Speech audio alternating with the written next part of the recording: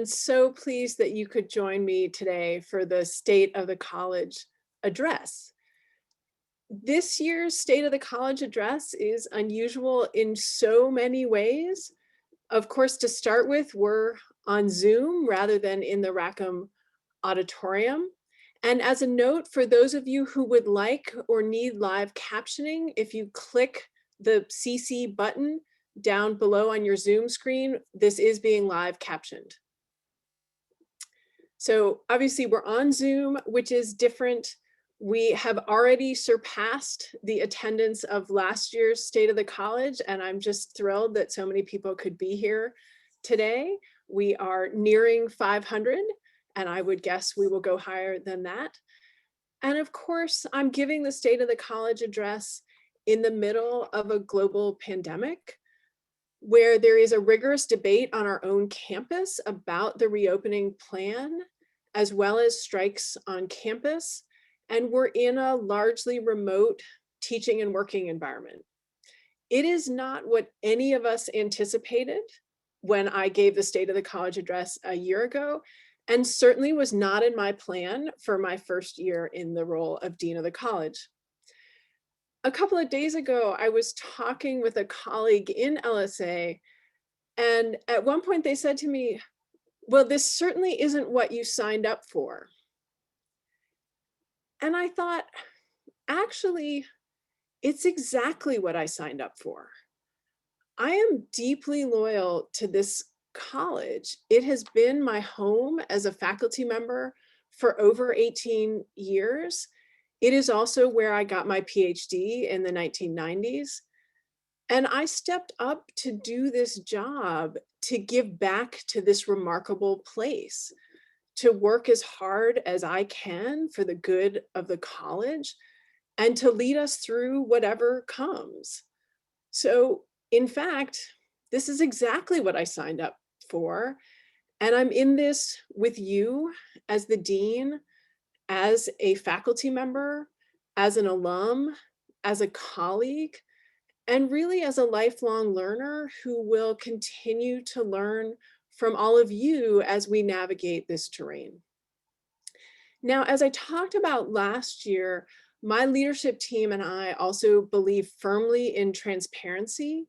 So as I deliver the State of the College address this year, I want to answer the question, what is the state of the college, as honestly as I can. So I'm going to talk for what I think should be just under 45 minutes. I think it's always nice to tell people about how long that's going to be. And then there will be time for question and answer at the end. Alex Stern, the Associate Dean for the Humanities, is moderating that. And so as we go, if you have a question, or at the end, if you have a question, you're welcome to put it into the Q&A, and Alex will moderate that. We will end by 4:20.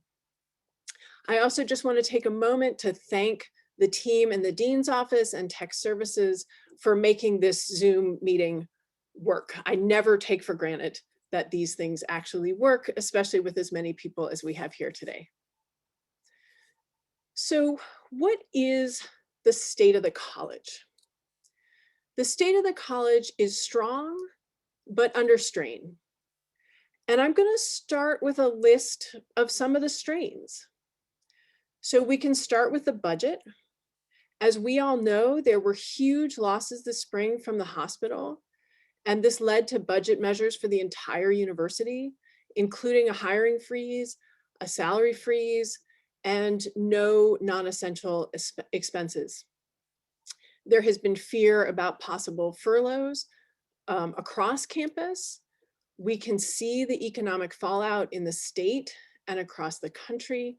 And we have been worried about what that would mean for enrollments here at the university and in LSA. So some good news here before I continue with the list. Concerns about enrollments have been allayed, and we have held steady for the fall. And the state appropriation this year is flat. So we are on target with our projection of a best case scenario in the middle of a global pandemic for LSA, which is good. It means that things remain constrained with uncertainty ahead, but we are in the best case scenario as we scenario planned for this. So other ways that the college is under strain. So for our research, we had to close down and ramp back up research labs.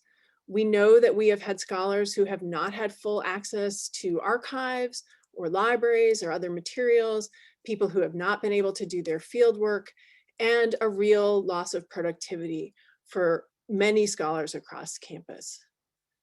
We also, as a campus, are dealing with the really devastating Wilmer Hale report about the former provost and what this reveals to us about our climate and the systemic problems in addressing sexual misconduct. We know that in people's personal lives, people have had family members losing jobs. Many among us have become sick or have lost family members or friends to COVID-19. People are homeschooling children, taking care of family members and friends, working at home in closets and at kitchen tables, scared about health and safety. And we know that this pandemic has hit Black and Brown communities harder than others. This is also a time when calls for racial justice and protests have brought needed national and local attention to issues of racism, and in particular anti-Black racism and police brutality, asking us to do critically important work to think about policing on campus and beyond, as well as structural racism.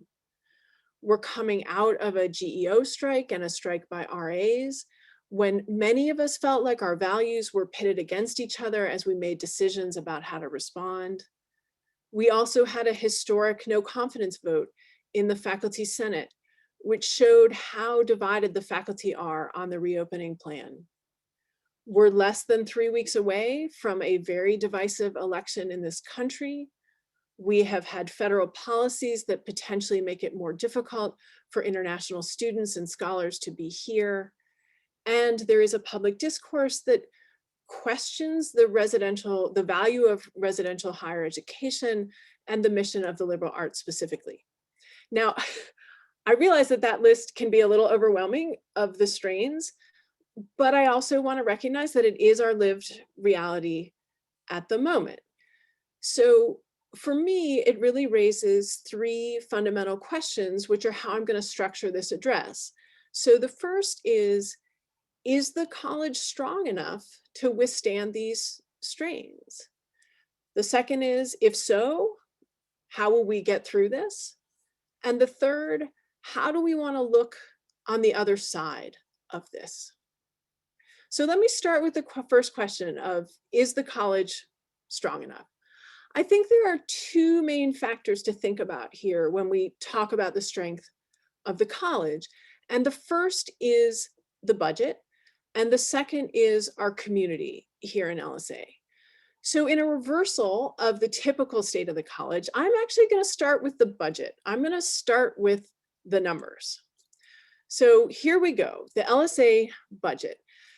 Now, I want to start by saying that we have been very well managed for years in terms of the budget. And I really want to thank Terry McDonald, Susan Gelman, Andrew Martin, Liz Cole, Rick Francis, Jim Pennerhan, Steve Schlecht, and his team. We are really well positioned from many years of very careful work with the budget. This means that we have been set up with reserves for when we need it, for the proverbial rainy day. And as people say now, and if we're going to carry this metaphor out, it is pouring. So we are dipping into some of these reserves and tapping gift funds for essential expenses that might otherwise be on the general funds because it's raining and because we set ourselves up to be able to do that. You also have been taking on real cost-cutting measures, which have helped us with the budget. They have helped us preserve jobs all across the college. So now let's look at some of the specific numbers for fiscal year 20. So we'll start, as we usually do, with LSA operating revenue. The most important number to focus on here is up in the right-hand corner. the total operating revenue, which is 949 million in the last fiscal year. So, and we're going to sort of dive into the general fund in a minute. The sponsored funds at 9.4% and gift funds at 6.7%. The sponsored funds have held steady. We've had some uptick in gift funds through the terrific work of our advancement team. So that is our operating revenue. If we look specifically at the general fund revenue, and this is the same as we've seen in previous years, the really important thing to notice here is how much of the general fund revenue is from undergraduate tuition, 74%. So this is why for us as a college, it is so important to be thinking about what is happening with undergraduate enrollment. And it was part of why in the spring and summer, we were managing so much uncertainty with the budget, because if there's a dip in enrollment, it has an enormous impact on our budget, and why it's been so important that it has held steady for us and met our projections for what we thought would be a best case scenario. So that is the revenue side. And then we can look at the operating expenses for the last fiscal year. So here, what we see is that about half of our operating expenses, and again, this has been true in previous years as well, is about people. So salaries and benefits. And then we have about 22% of the budget, which is for financial aid, which is an incredibly important thing for us to be doing. And that is a number that has been going up and will continue to go up, because we will have a lot of students with financial need, and we want to be able to meet that. Now, of course, an important number to be looking at here is again up in the upper right-hand corner, which is the total of expenses, which is 887 million, which, as I know you all are keeping track of, is less than 949 million. It is actually $62 million surplus in that fiscal year. Now, that number is as high as it is right now because typically we would take some of that and put it into the construction fund so that we're ready to do the big construction projects we need to do as a college, things like the BSB. But we've held that money in reserve right now for COVID-related expenses, which we've needed to meet, as well as for revenue shortfalls.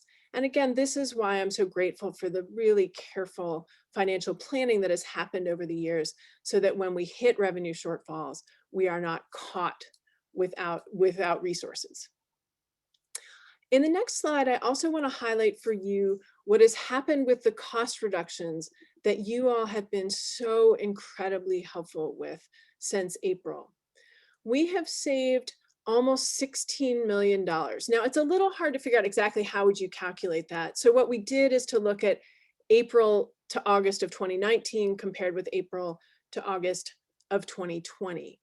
This is the work that you all did to save money for the college. These expenses include everything except salaries and benefits, transfers of funds, and scholarships. And it really has been an extraordinary effort to protect the college's financial well-being and protect jobs, to put people first and make sure that we could do this. I know that this has required real sacrifice, that people have been doing extra work as we have lived with the hiring freeze and limited resources to get that work done. And I am very grateful for it. We are now in an all things considered relatively strong financial position.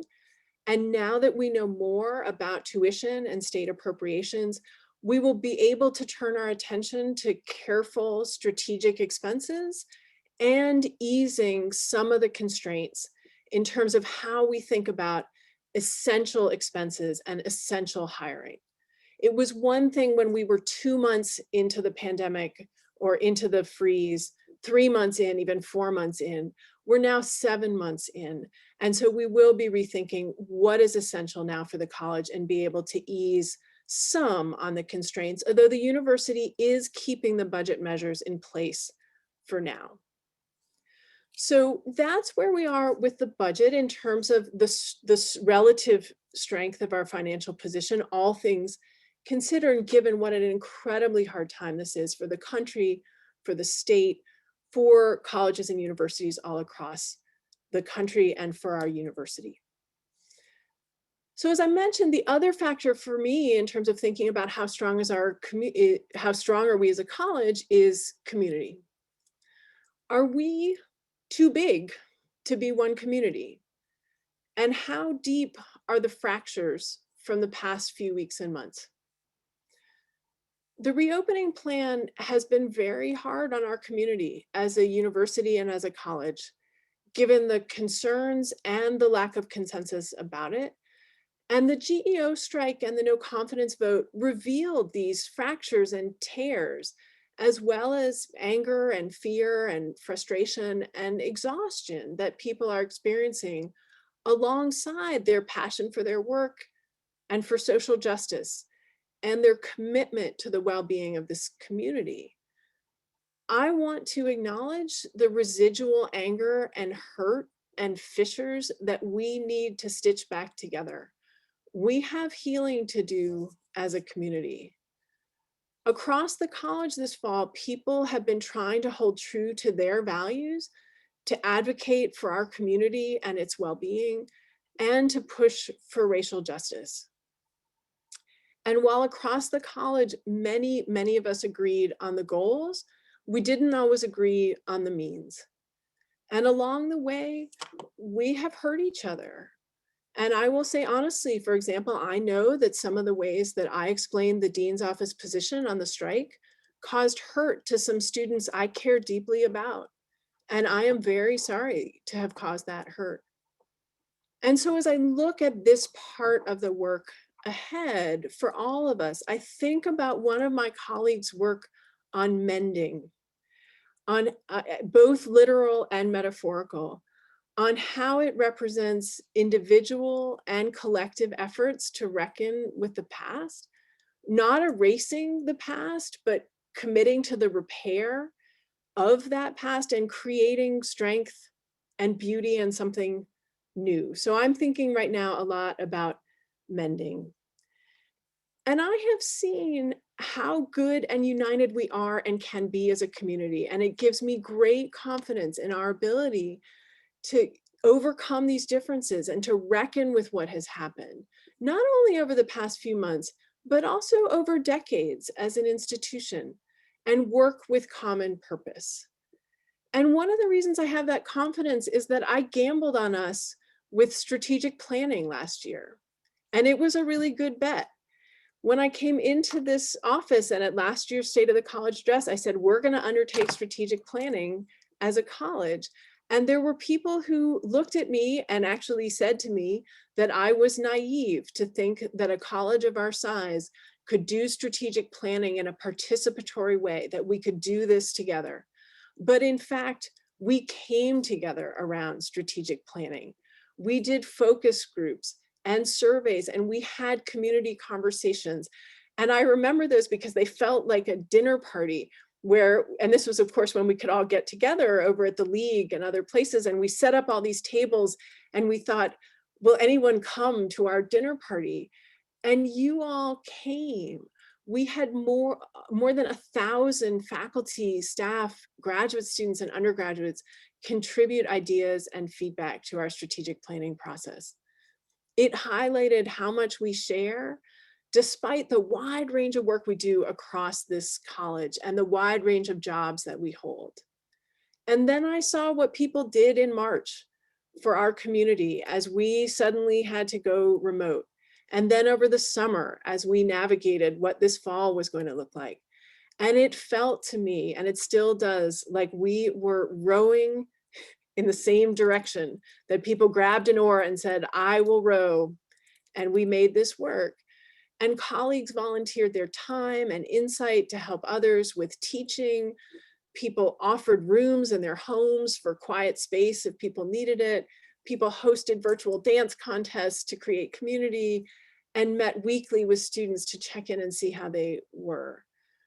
It's what brings us together. It's a belief in this place and in the work of this place, why that work matters, and our care for each other. And so I wanted to take this chance to just highlight a couple of examples of what our community's done in the last 6 months. I'm going to start with Moni Dressler and her team in instructional support services. This team started early in March, before some of us really realized what was about to happen, but they could see it. And they were ready, getting the equipment we would need to go remote, preparing rooms for lecture capture, and providing trainings. And they have been providing trainings ever since then. They have ramped up over the summer to make sure that all rooms were equipped for hybrid instruction, to support everyone teaching remotely and on campus. And I will say, as someone who's teaching hybrid, they've been an incredible support for me. They have been repurposing classrooms in the ways that we need them and doing this work with such good cheer and patience. These are some of the folks who have to be on campus to help us at this moment. And I also know that they are answering the same question 100 times, and each time they act like it is a good question, which I really appreciate. I also want to highlight in student academic affairs, led by Rashonda Flint, that all the work that's been happening there. Our advising team took all of orientation online. That is an incredible project, which they had to do with such speed, so that they then were doing orientation for thousands of first-year students and transfer students to get them ready for the fall, and they did. At the same time, the team in SAA has been helping students navigate the new grading system, both for the winter term and now for the fall term, and auditing for graduation with all of these changes that have been happening. And then in August, they were trying to figure out which classes were in person and hybrid and remote to help students navigate that as they were trying to figure out their schedules. So a heavy lift and incredibly important for our undergraduate students. Third, I'm going to highlight Kara Trotter and her team in the Comprehensive Studies program, who were taking CSP Summer online. This is a critically important program for the college and the university that is over 40 years old. And never in the history of Summer Bridge Scholars has it been remote, but this summer it was, combined with CSP Summer. The team rethought the curriculum, rethought class sizes to figure out, how do you create a remote community? They worked closely with all the students to make sure that they had the technology that they needed to be able to do the work over the summer and be part of the community, as well as making sure that the staff and faculty had all the technology that they needed. And the feedback that we've gotten from students is that they had an eye-opening, bonding experience as they started their careers at the University of Michigan. It helped them feel like it was their campus, even when they weren't here, and know that their voices matter. I then will just highlight generally all the creativity that has gone into teaching remotely and working remotely this term. I recognize that there wasn't the kind of slowdown that we often see in the summer, and that many of these things are taking more time. We have also seen from students patience and grit as they have made their way through this, and I know this term is used all the time, unprecedented moment for their college education. Finally, I want to acknowledge leadership across the college, the chairs and directors, the staff team leaders who have been leading their units through this with calm and judiciousness and energy and compassion. And I want to thank my own leadership team. I absolutely could not have done this without the remarkable people who are working with me in the LSA Dean's office. We are truly in this together, and I am so glad to be in it together with all of you. So I believe that we are coming into these challenges with a lot of strength, both financial and as a community. So that brings us to the second question, which is, how will we get through this? So to answer that, I return to the work we did on strategic planning, on mission, vision, and values. These articulate the vision, the mission, and the values, articulate what we share, why it matters, and the values that must guide us.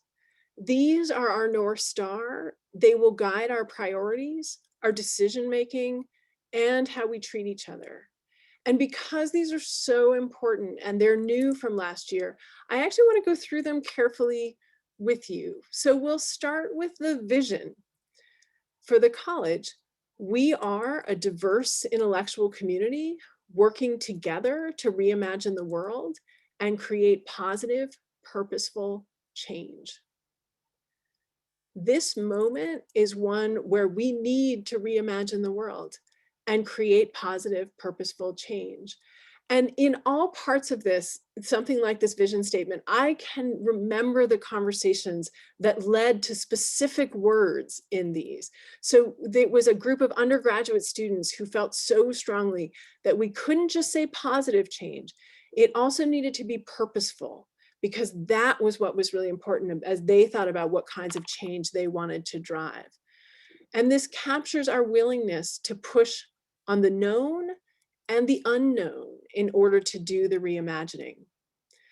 Part of this, important part of getting to this vision, is continuing to strive to be more diverse and doing the structural and climate work to make that happen. Now, visions are aspirational in their nature, and we are working on this every day and should focus both on the vision and the work that we're investing in that vision already. And we reimagine the world in this college in so many different ways, from our brilliant creative writers who open up new worlds through their fiction and poetry, to, for example, the math faculty who have created the Summer Math Corps to help high school students in Ypsilanti get excited about math in a way that is different from how they may have experienced math before. So that is our vision. We can then turn to our new mission statement, which starts that as a world-class public liberal arts college, LSA's mission is twofold. The first is to push the boundaries of what is understood about human experience and the natural world. And the second is that we are fostering the next generation of rigorous and empathetic thinkers, creators, and contributors to the state of Michigan, the nation, and the world. And this two-part mission, where to think about the remarkable research that is happening all across this college, which, while understandably slowed over the past few months, is still reshaping our understandings. And this combination of understanding the human experience, including social systems, and the natural world is one of the really special things about LSA as a liberal arts and sciences college, is that we're doing all of that together in this space of the college. And then in terms of the teaching we're doing, I will say, I love this combination of rigorous and empathetic thinkers. It is the rigor that we are teaching, analytic, interpretive, creative rigor, alongside empathy, this ability to see and try to understand the world through perspectives that are different from our own, which is an incredibly hard skill and a vital one.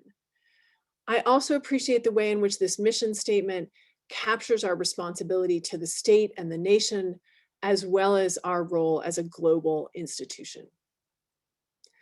Then we can turn to our core values. So these values, I will say, have been tested over the past few months, and they have held up well. So the values are exploration, common good, inclusion, well-being, and integrity. And these values come from our conversations as a community. There were some that were there when we started. There were some that have shifted. Those of you who were at community conversations may remember little jars that had values on them and people were putting marbles in. And we learned about what was resonating and what was not resonating. So let's look briefly at each of these. So exploration was there from the beginning, and it stayed, because exploration is just at the core of what we do as a research college and teaching college. So we believe in bold investigation that transforms current assumptions, sparks new ideas, and changes the very questions we ask. And I love each part of that, that the current assumptions, we rethink what we think we know, that we're willing to do that, that we spark those new ideas, and that it changes the very questions we ask. And this focus on questions, it, to me, is very important, that we are willing to ask the questions that we're not hearing other people ask, that other people may not be brave enough to ask. And we will ask those questions and then seek to answer them. Second is the common good. We are committed to social impact, working together to advance a more just and sustainable future.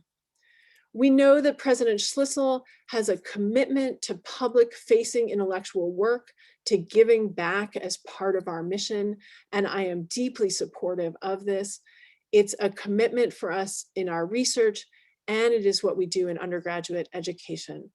And as we think about what students we want to serve, including our relationships with high schools all across the state and community colleges, that our role in the common good of the state and the nation and the world.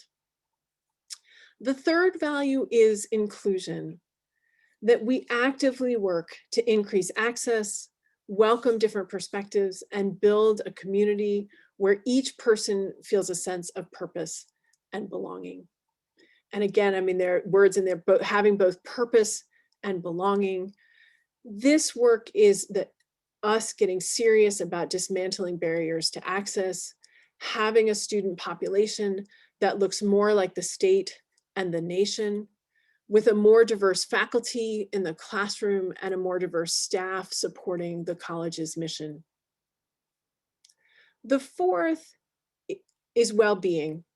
And I'm just going to say here, the linguist in me is, I've put a lot of thought into that hyphen, whether there should be a hyphen there.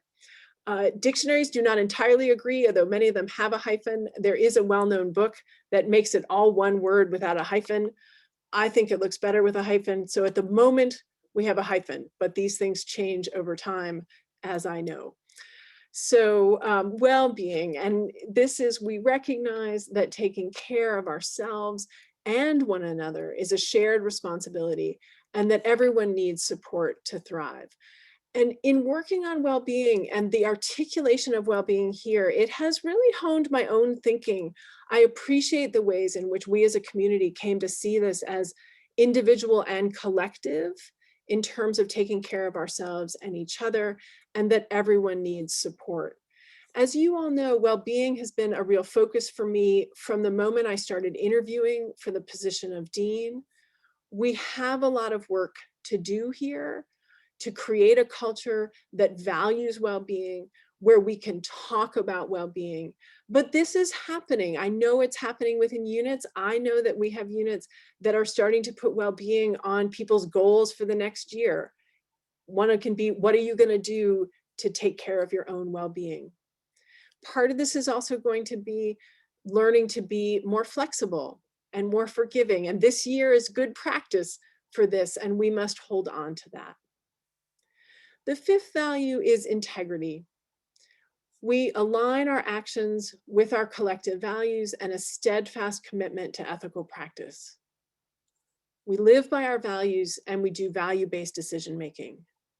This will mean that we must have very serious conversations following up on what we learned from, for example, the Wilmer-Hale report. We have a task force on anti-racism and racial equality in the college. We are committed to transparency with the community about what lies ahead, be that with the budget or anything else. That is what it means to have integrity as a core value for us.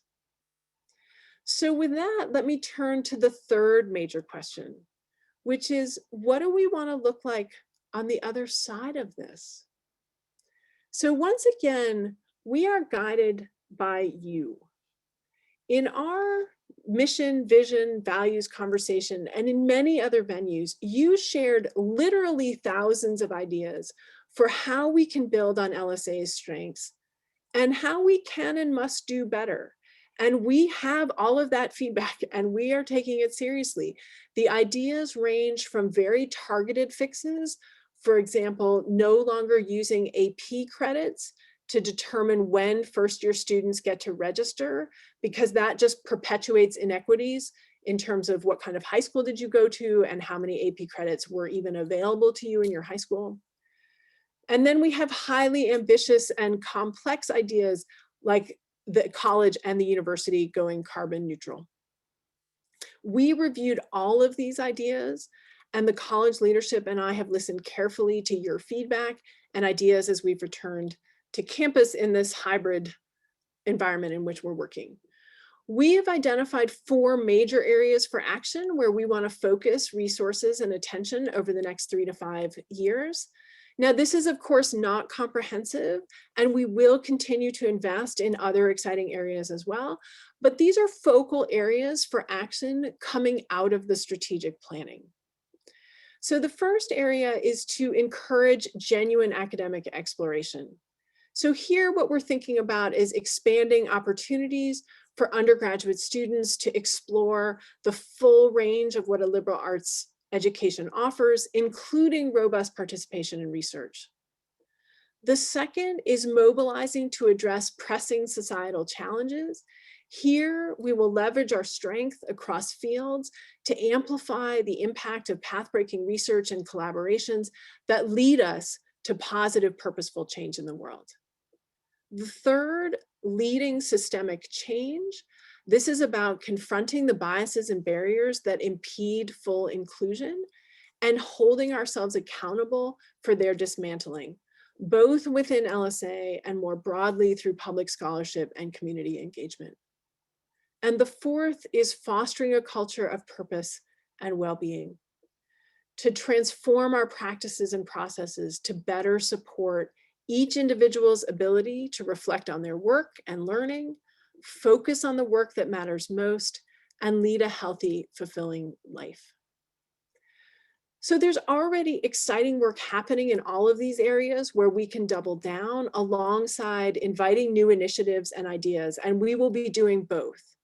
So let me just provide a few examples of things that are already underway. So first, under academic exploration, we have already seen changes in grading with COVID-19 in ways that we could never have anticipated, and we will continue to pursue these conversations about how we grade in order to promote equity and exploration. We've started producing equity reports for foundational courses so that we can see whose exploration may get stymied. In other words, which students do not seem to have an equal chance at succeeding in these courses and how we address that. This fall, we created the Whirlwind Tour of the Liberal Arts, where we have students who are learning from faculty from all across the college and getting a taste of all that they could explore across the college. And we have students who each week are like, maybe I want to major in this, maybe I want to major in that. We also have the LSA Opportunity Hub, which is helping students connect any major so that they can major in what they love. They can find that major that gives them purpose, and then figure out what kind of professional path they want and how to make those connections.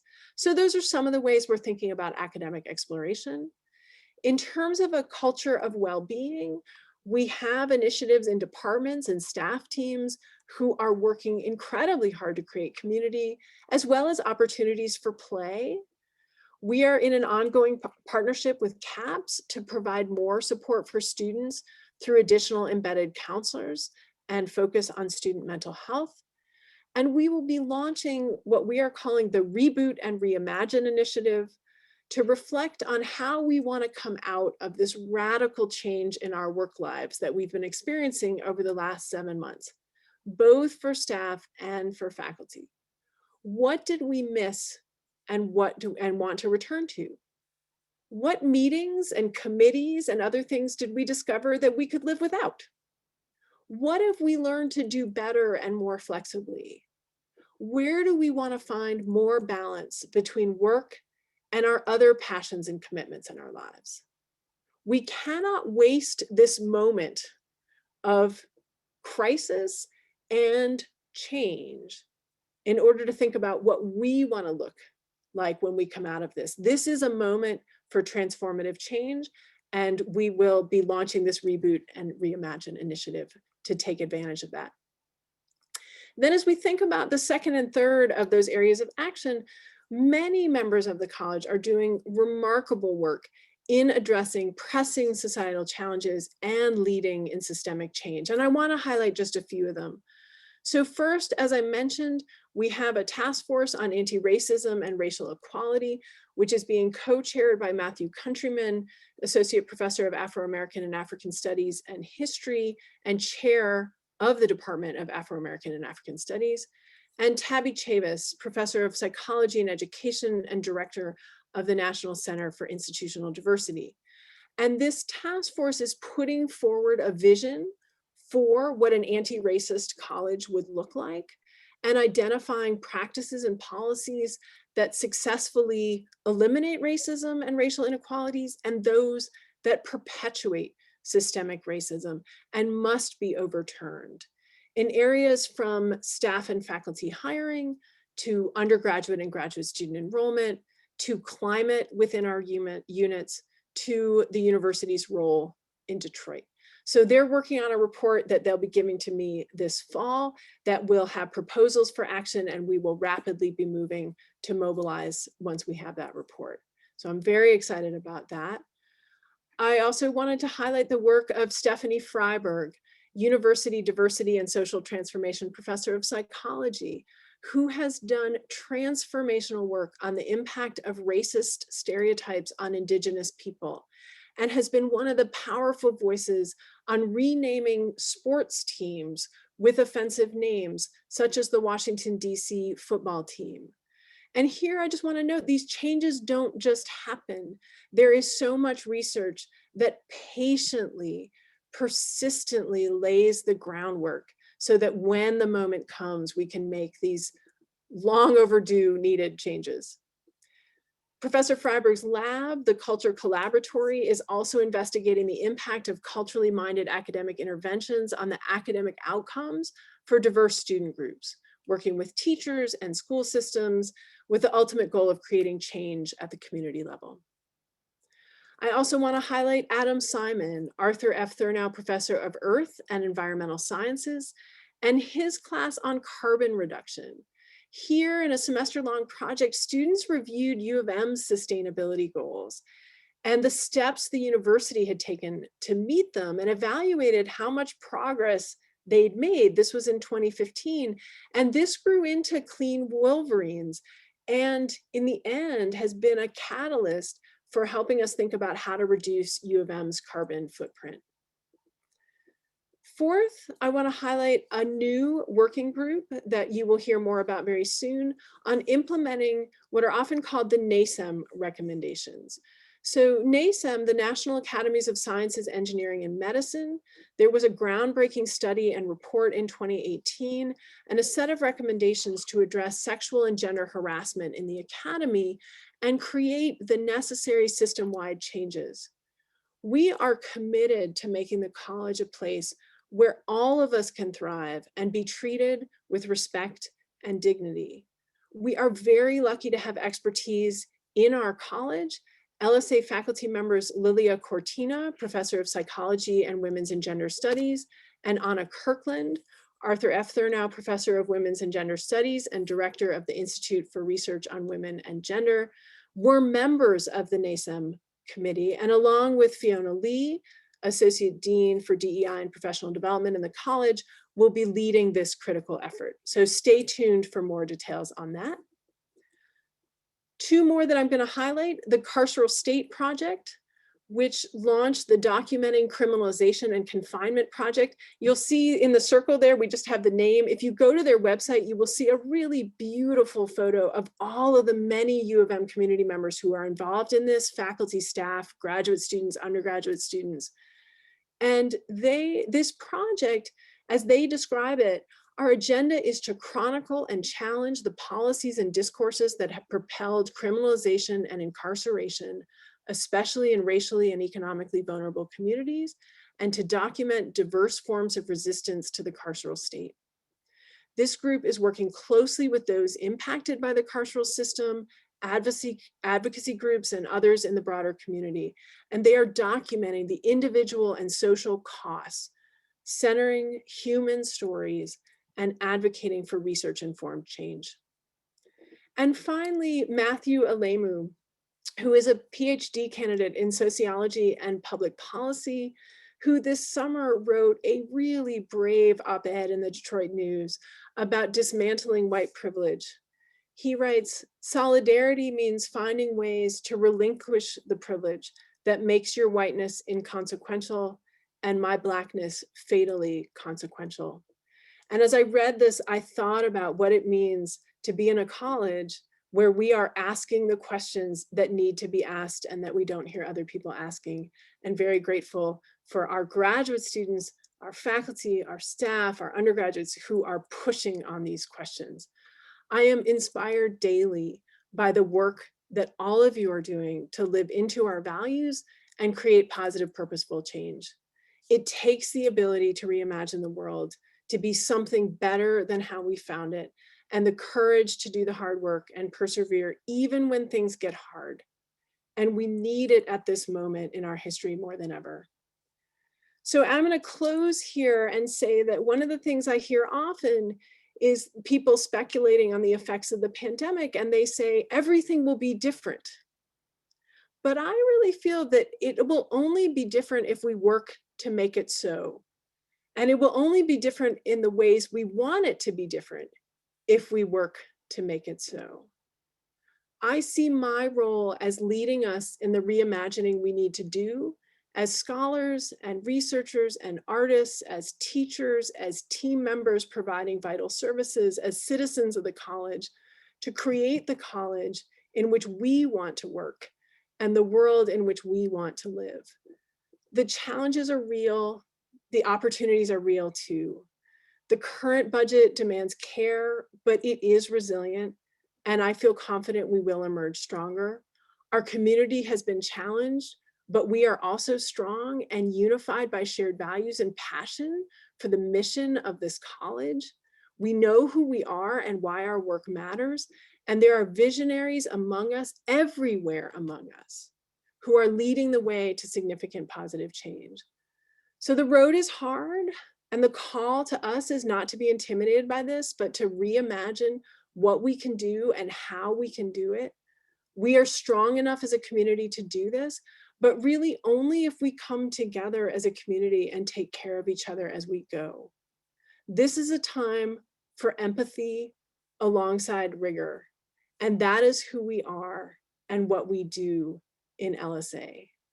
We embrace the challenge that we present to students every day to explore and push our own boundaries of understanding, to live with uncertainty, knowing that it will lead to growth, to embrace the common good alongside our individual goals, to listen hard to each other and invite diverse voices to the table to get to more creative and effective solutions, and to recognize that our well-being is a collective responsibility.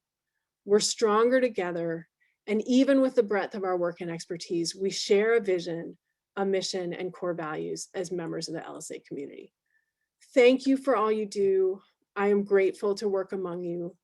I am truly energized and inspired by your hard work and passion and commitment, and I'm honored to have been trusted to lead us through this moment in the college's history.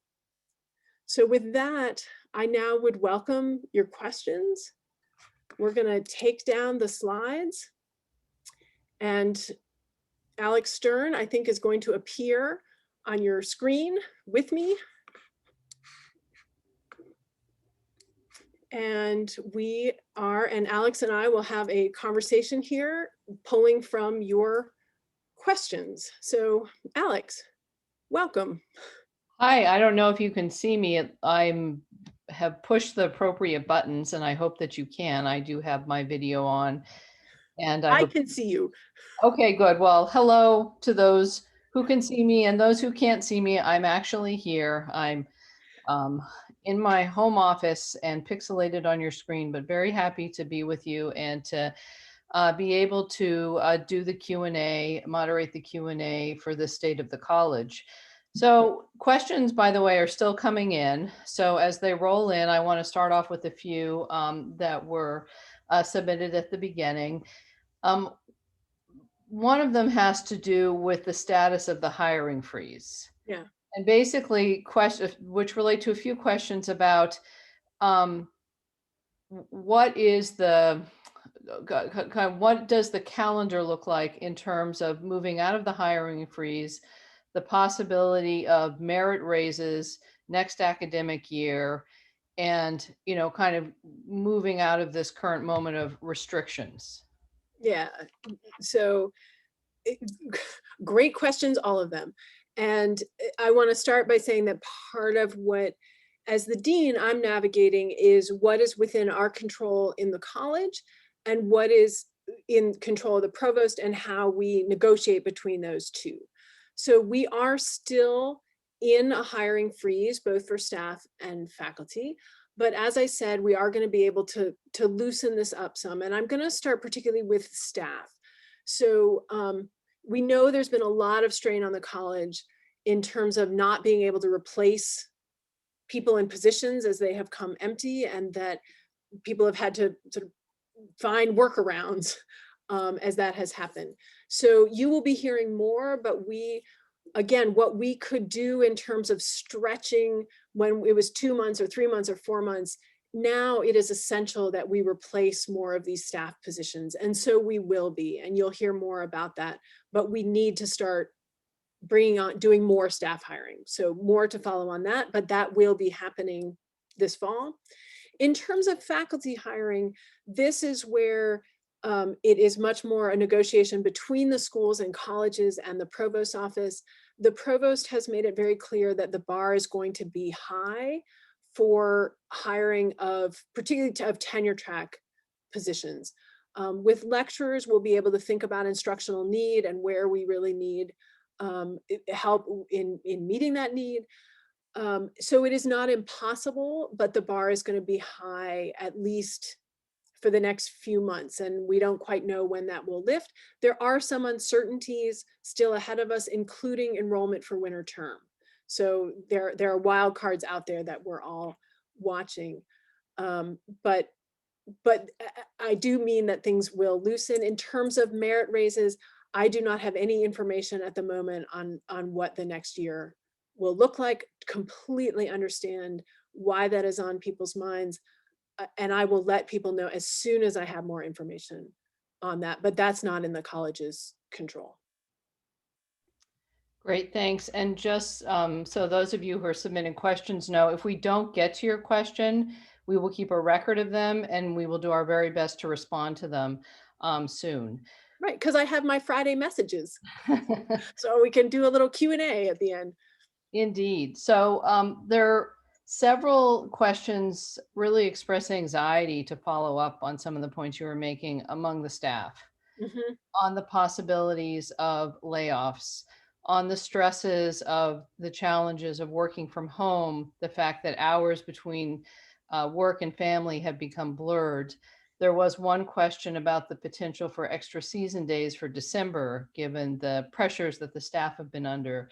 So if you could talk a little bit more to these concerns raised by some staff in the Q&A, and yeah, I think that would be helpful. Absolutely. So, in terms of questions about layoffs, what I would want to say here is we really meant it in the spring and we mean it now when we say that we're putting people first and that preserving jobs has been our priority.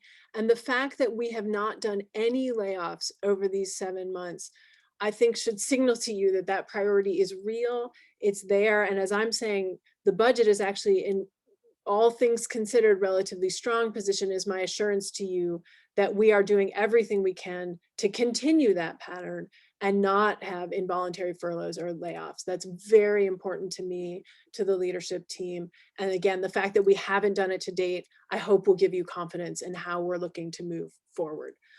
The stresses of working from home, uh, yeah, absolutely. I mean, you can see I'm back in my office 3 days a week because with students here, we wanted to have the dean's office open, but for 5 months, I was also working from home. It's how many of you got to know Maggie the cat, because Maggie the cat likes to show up when I'm on Zoom. But that you're juggling a lot. Again, I mean, many of you are juggling care, children, family, but this blurriness between work and home. So we recognize that. We are hoping that as we can ease up a little bit on staff hiring, that will help some of you who are getting pushed also in terms of picking up things for staff who haven't been replaced. But we also will, I hope, as part of Reboot and Reimagine, really be thinking about how do we preserve what is good about remote work and address what is not working for that.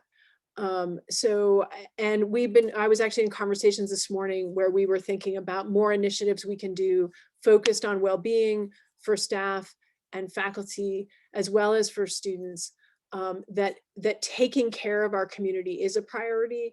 So again, stay tuned, you'll hear more about that, but I am so aware of the stresses, and we are thinking about, again, this is not within my control, but the question of extra season days.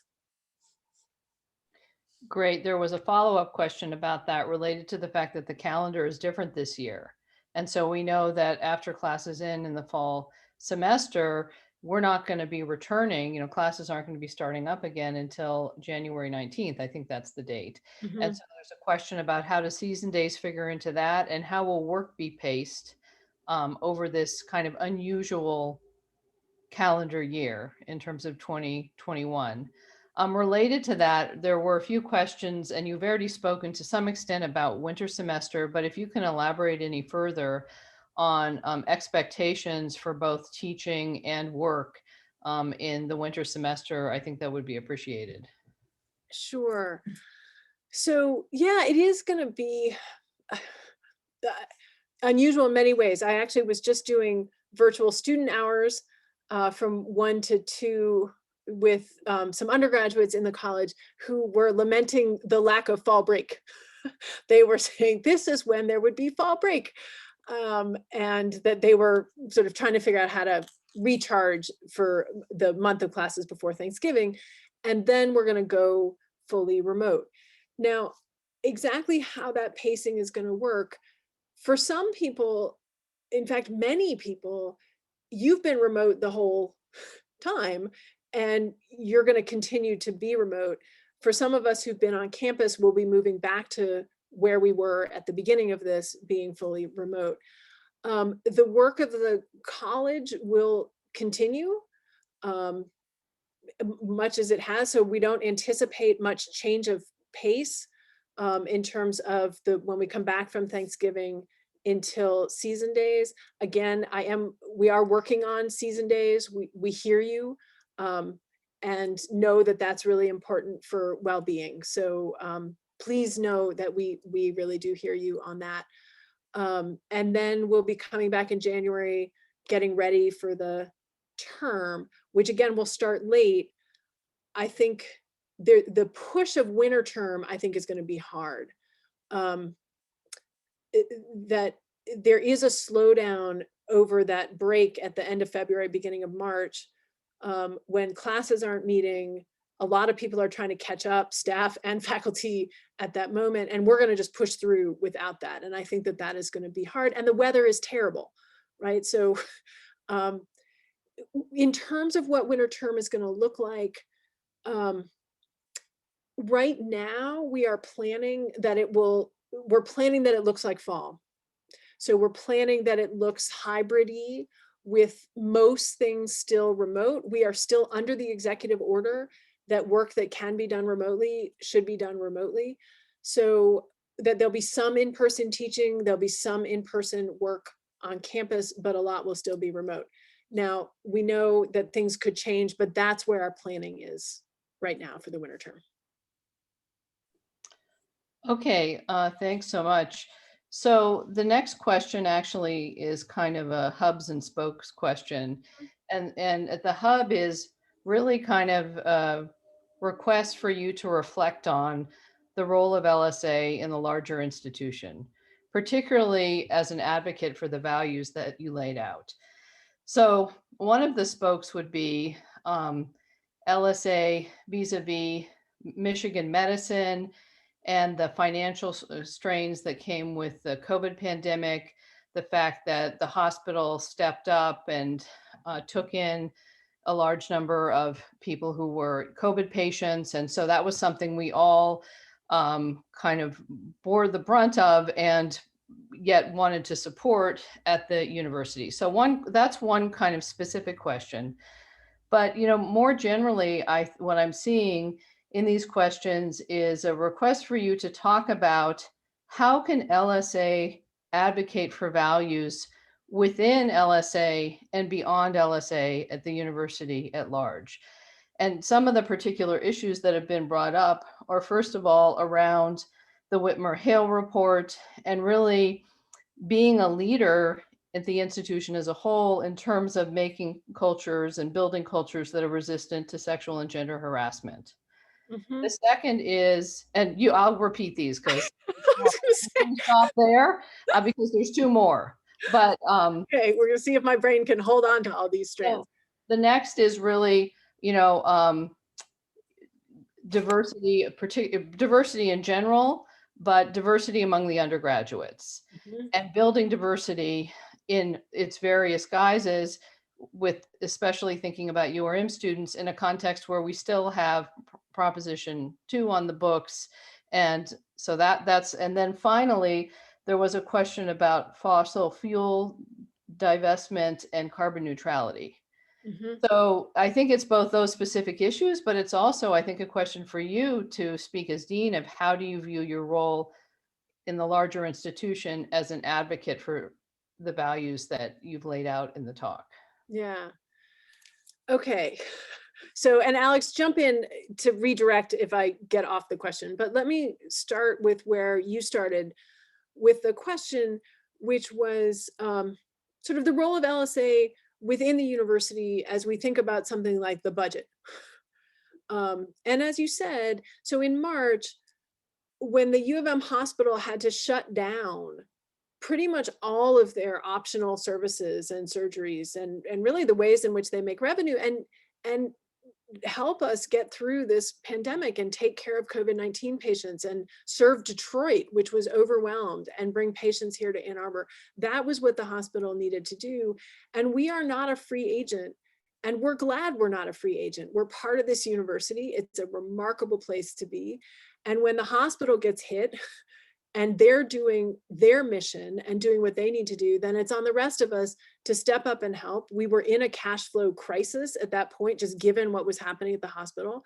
And I'm really proud of our community and all across campus that stepped up and said, we will help take care of this, which we did. Then there is a way, though, in which we are our own college.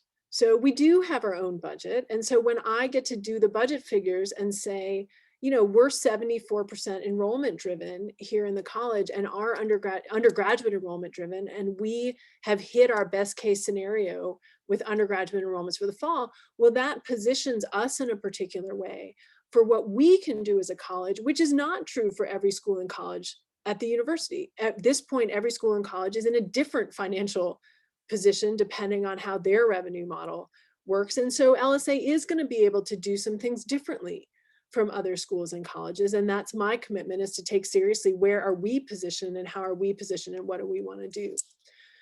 So in terms of what does it mean to lead with our values, and what do I see as the role of LSA in that? Come at it in a couple ways. I mean, I think it's a conversation that we need to continue to have. So one thing is we now have these articulated values along with the vision and mission. So one of the things we need to do is figure out, how do we as a college want to integrate that into our work, be that into performance evaluations, goal setting. How do we want to use these values to be integral to the way we talk about what we do, the way we assess what we do, how we set our priorities?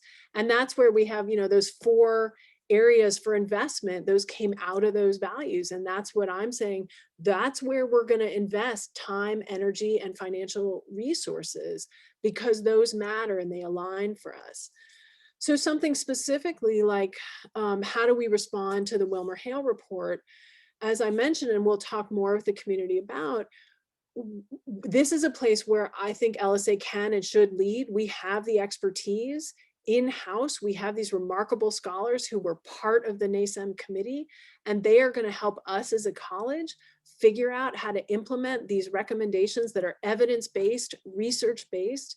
And we're going to do that with community participation because we know that that works for us. And so that's a place where I hope LSA can be a model for how to do this, and take seriously, here are these recommendations. How do we think about implementing? And one of the things that LSA can do is show how we implement at scale, because everything we do in LSA is at scale. The diversity of our student body is something that we have to take with the utmost seriousness. I know that the Task Force on Anti-Racism and Racial Equality is thinking about this and is going to make recommendations. This is a place where we will partner with the Office of Undergraduate Admissions, and I see one of the roles of LSA is to use the power of the fact that we have over 17,000 undergraduates. We are the biggest partner with the Office of Undergraduate Admissions, and that we will stand by our values and our goals and push for what needs to happen in terms of admissions to create a more diverse undergraduate student body. And that's going to take real work, but it's work that it just is front and center for me. And something like carbon neutrality, a couple thoughts there. I mean, one is to make sure that our expertise in the college is at the table for the university discussions. That is true across the board. Whenever we've got university-wide task forces and working groups, is one of my jobs is to make sure that LSA is represented and our expertise is represented, because we do bring a different perspective to the table. And then to think about, as a college ourselves, how can we contribute? So one of the things that we are looking at right now is, for example, how do we take the biostation in Northern Michigan and make it carbon neutral? So these are the kinds of projects that we're thinking about, because it's it's one of the world's most pressing problems. Great, thank you so much. There are a few additional kind of individual questions. One is about commencement in 2021. Do you have any information about that, what that might look like, so that departments can start thinking and planning ahead? Parents also, of course, are eager to know. Parents of students. Yeah. Once I have any confirmed plans from the university, I will let people know, because we do want to start planning earlier than we were able to plan last spring. I would like to say that the units did an incredible job creating meaningful commencement activities for our graduates.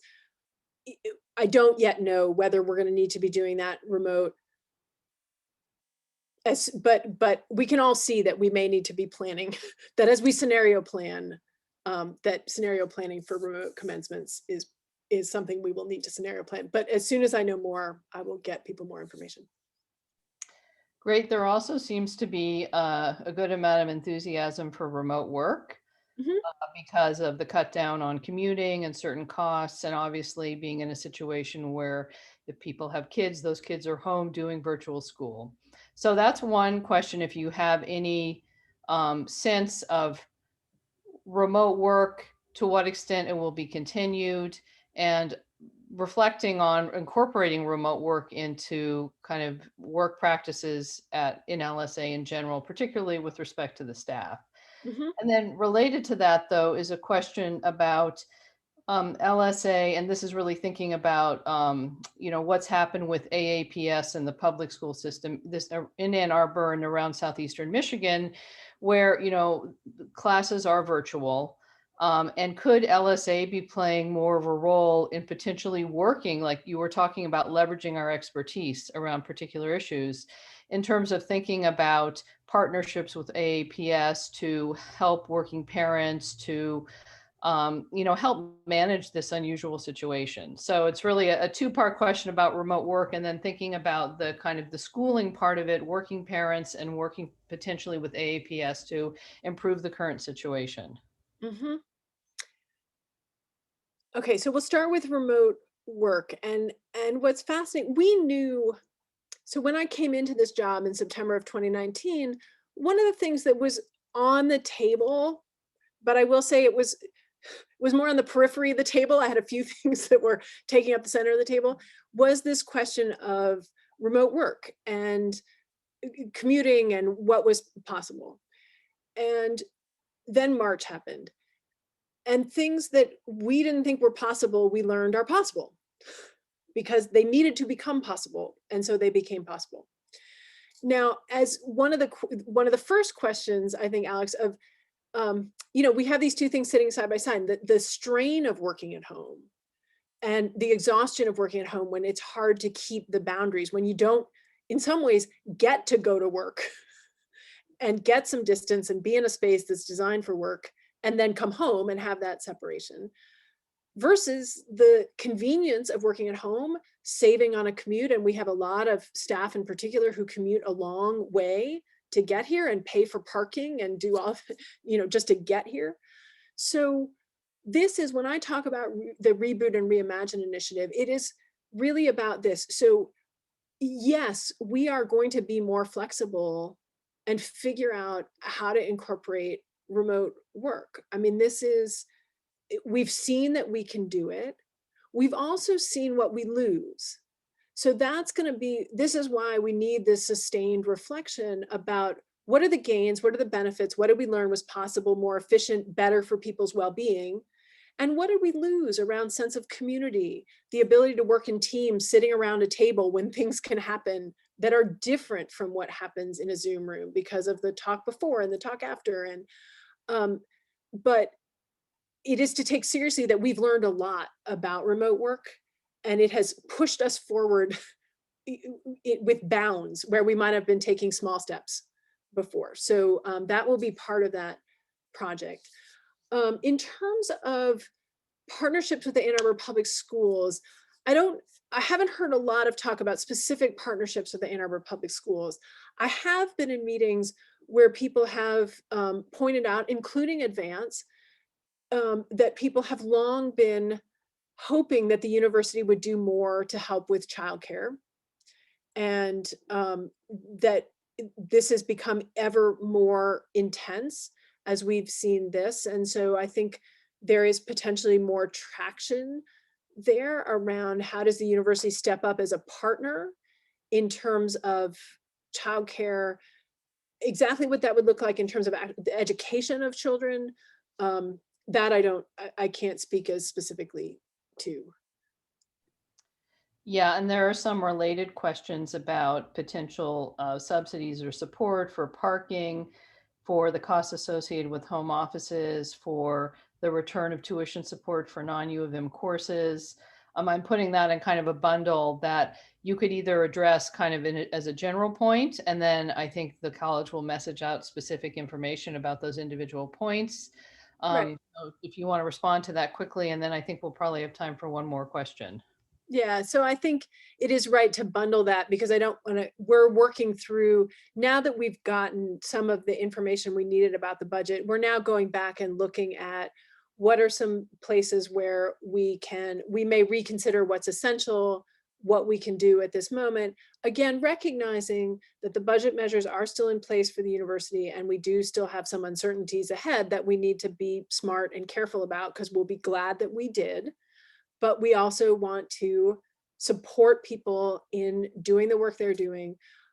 So stay tuned on some of these around additional pay, around tuition reimbursement. We're working through that right now in terms of what's possible now, what may need to wait. So we'll provide that information as soon as we can. And then I think the last question expands out of several questions and a specific point about students after they declare their majors tend to get cool stuff like swag or a sticker, a sweatshirt, something that allows them to feel connected to their major, to their department, as well as to LSA. And that's a way of building community. You know, it's one of the more potentially superficial ways of building community, but it does make a mark. It can be important. So this question is really, in our virtual environment, given that we're going to continue this on into winter, you know, how can we build community and how can we foster that community among students who we know from reports are feeling a lot of stress, are feeling isolated? Yeah. So we'll end with the community question. Well, and I'm glad to have, I was in again, a conversation this morning where we were talking about exactly this, about 7 months in, what does it mean to be investing in building and strengthening and maintaining community? And we hadn't talked about that kind of swag, but I'm glad to have it on the radar along with everything else, because sure, one could argue it's superficial, but it's also not. And I'm thinking here about, for example, the Kessler Scholars, and they talk about, they get a hat and and they will talk about in the winter walking across campus and seeing another student with a Kessler hat, or one could imagine in a Zoom room where somebody's got on a Kessler hat, or you can see it on the table, and they're like, oh, you know, you're also a Kessler Scholar, which means you're also first gen. Like you get something about my experience here. So, whether that's about your major and getting to see someone else in a Zoom room and seeing like, oh, you're also in my major, or just feeling connected to the university in that way. So I appreciate someone putting it on the radar. I don't think those things are silly. And we've had to hold back a lot on this. And I've really appreciated our community's willingness to do that and patience as we've done it. And I also appreciate people now putting things forward in a really thoughtful way, right? Of sort of, this isn't a huge expense, but it could be a meaningful thing that we could do, so that we can think through as we prioritize and figure this out. Please keep those things coming for everyone who's on this Zoom call, because it allows us to, we know the best ideas come from you all, and it lets us think through how to do this important work for community and well-being and connection. Great. It looks like we're right at 4:20. So I'll let you wrap things up, and it's been my pleasure to moderate this discussion. Well, Alex, thank you for being willing to moderate. Thanks to everyone, who was here. I really appreciate you making the time on a Thursday afternoon to be here for the State of the College, for your questions. And again, just to thank you for being the remarkable people you are in this community. It is how I can give this State of the College that I gave today, is all the work that you are doing. Please know how much I and the entire leadership team appreciate you and all that you do for the mission of this place. And we will continue to give you information as we have it, and continue to invest in the strength of this college and its amazing, inspiring vision and mission. So thank you all for being here. I hope people have a very peaceful evening.